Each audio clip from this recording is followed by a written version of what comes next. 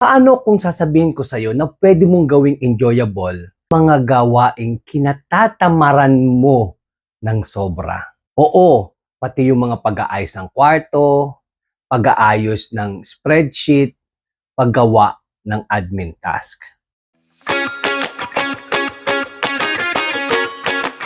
Yes, welcome sa day 9 ng ating 30 Days of Radical Self-Trust Challenge.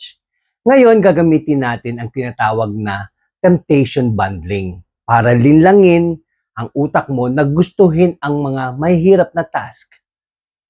Ang utak kasi natin ay natural drawn sa instant gratification.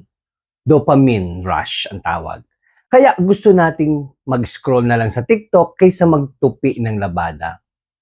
Sa temptation bundling, pinapares natin ang isang bagay na kailangan mong gawin sa isang bagay na gusto mong gawin. Ginagawa mong reward ang mismong process habang ginagawa mo ang task. Sa halip na magtiis, ginagawang masaya ng utak mo ang buong karanasan. Kaya ngayon, ito ang challenge natin for day 9. Create one power bundle. Pumili ka ng isang boring o nakakatamad na task ngayon. At i-pair mo ito sa paborito mong guilty pleasure. Halimbawa, makinig ng paborito mong true crime podcast o K-pop playlist habang naguhugas ng plato o nagtitiklop ng damit. Isa ring halimbawa, uminom ng paborito mong iced coffee habang nag-aayos ng nakakatamad na monthly budget.